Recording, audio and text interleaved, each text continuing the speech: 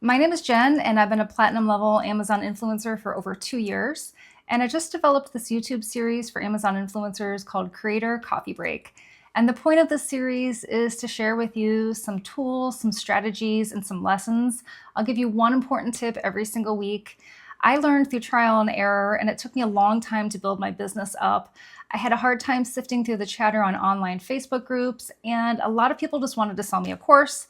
So I'm just going to give you real useful tips. I'm just a regular mom who stumbled into the program. I actually started out as a physical therapist. I changed course in my midlife. I became a photographer, and now I'm doing this. It's making me more money than any of my previous careers, and I'm actually working less now than I did when I started the program 2 years ago. And the number one thing I want to talk about today is product selection. This is the number one thing you need to focus on, whether or not you're new to the Amazon Influencer Program. If you're not selecting the right products, you're never going to see a return on your investment.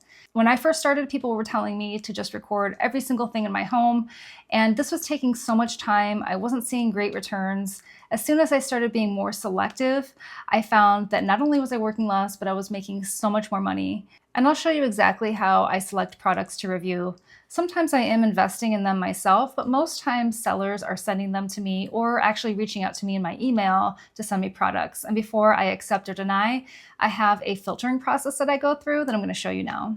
And I did find along the way that I did have to use some tools to help me make these decisions. There are some good ones out there. I'm always willing to point you in the right direction if you want to know what I'm using, but I'll show you my process now for selecting products. Here's a listing for a product that I previously identified as high potential. And you can see that Amazon gives you some very limited information. It will give you the number of sales per month and will also give you the number of reviews and stars, which are important, but it is not near enough information to make smart business moves when it comes to Amazon influencing. I used to just go by my gut instinct, and it really wasn't getting me very far.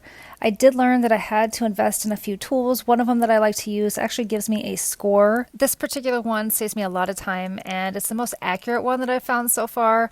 The score takes into account a lot of things, including how many people are already on the carousel, how many are selling per month, the actual need for a video for this product. It uses pretty advanced AI to determine the score, and I found it to be pretty trustworthy. I actually tested this out over the last couple of months or so. I created content exclusively for items that had a score of 80 or above, and I did see a 30% increase in my income almost right away. Other than a high score, I like to make sure that it has a Creator Connections campaign.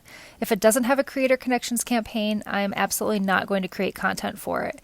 Some of these campaigns do run out over time though, and I do realize that they don't last forever, so make sure it has at least 60 days left on the campaign if you're going to be purchasing the item or requesting it. That way you have plenty of time to receive the item, test it out, and create content for it and post it before the campaign is over. I find that 60 days is really the minimum. I like to make it closer to 90 days if possible. I'm just kind of showing you some of the background of some of the software that I like to use and all the information that it gives me. It's really outstanding. Here's another item that I also identified previously as a good item. This was a grass spray. It's something I already had on hand. I saw that it sold a lot. It wasn't super expensive, and I thought it would really do well. I thought it had a good before and after to show. A cause and effect is always a great way to go about choosing a video. If it's something that actually needs to be demonstrated, it's typically a good product. But you have to make sure it has the right metrics on top of it. So you can see this score, it's only a 62. So previously I made a video for this. I really didn't make any money on it. And now I would never choose this product. It has to be 80 or higher. The first problem, of course, is in this green box. You can see that it does not have a Creator Connections campaign, so I'm only making pennies for every single item that I sell here. And even when I go into the software here and I see that I actually have the number 2 spot for this carousel, I'm still not making much money because it doesn't have a Creator Connections campaign associated with it, so it's never going to be worth my time. And let's take a look at one more example here that I previously identified as a good item. It was this toilet rail. You can see that it has a 100 Logie score, which is great. It has a Creator Connections campaign. And when I click on the score here, it actually gives me a rundown of why this is a 100. It will show me the right direction to take my video and what successful videos in the carousel are already doing. I can actually see my own videos in there, so I know that I did a pretty good job making this video. And when I click on all the metrics, I can see that my sales are actually going up. So this is a good video. I wouldn't bother making a new video for this one because it's already succeeding and I don't want to compete with myself. You can see here though in the Creator Connections area, I'm only making $3.60 for every sale. I've since changed my strategy. I typically don't like to go under $5 per sale. So if I'm going to be making a new video, it has to have a Logie score of 80 or above and make me $5 or more on a Creator Connections campaign and run for more than 60 days. So let's do a fresh new search, and I'll show you how I siphon through all these items to determine the right ones. Let's just choose an ice maker. I'm just going to click ice maker into the top search tab here and press enter. All the ice makers come up in any random order. I'm going to go to my top tab here and click create. When I do that, I can actually really quickly filter through all these items. I'm going to push this button here, and that will filter out all the items that do not have a Creator Connections campaign. They have to have a campaign for me to even consider them. And then I'm going to take this slider and move it to the right until it says 80. And now I have a list of ice makers that have a Creator Connections campaign and a score of 80 or higher.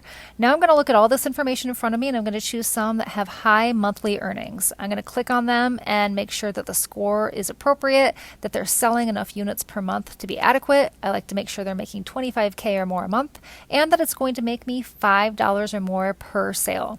You can see that this one has really good potential. It has a 100 score, and it also has a really high Creator Connections. The only thing that doesn't make this a perfect choice is the length of the campaign. Now those can sometimes be renewed, but this one is supposed to expire in 4 weeks, so it is a little bit of a risk. Now you can't blindly trust this score. Here's one that has a 97. It has a great Creator Connections campaign, and it looks like a good potential. However, it doesn't have any sales. So you're never going to want to make a video that doesn't have any sales history at all. So even though there are some upper carousel placement opportunities here, it's a little bit too risky for me, and I'd rather go with something that's a little bit more crowded and has proven sales metrics. And let's go ahead and do a brand new search for leaf blowers. Let's type leaf blower into the top tab and let Amazon pull up all the current listings here. And I don't need to even bother looking through any of them. I'm just going to go to the very top tab. I'm going to click create, and it's going to take me to this page where I'm going to choose campaign only, and I'll go ahead and put my slider over to the 80 mark again. And you can see how quickly this works in real time. This is a huge time saver.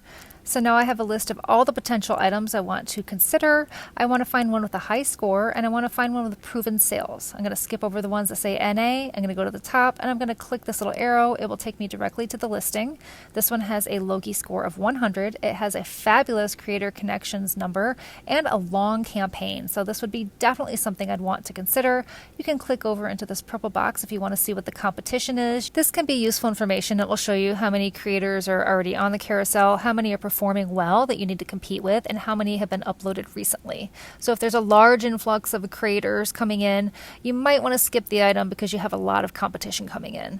So this might be an item I'm interested in, but I don't necessarily want to purchase it right out the gate, so I'm going to request it. I'm just going to click seller request. It's going to generate an AI request for me. I've used lots of different formats for sending sellers messages, and this seems to be the most successful yet. I definitely have a higher response rate using this than I did with other versions of my template.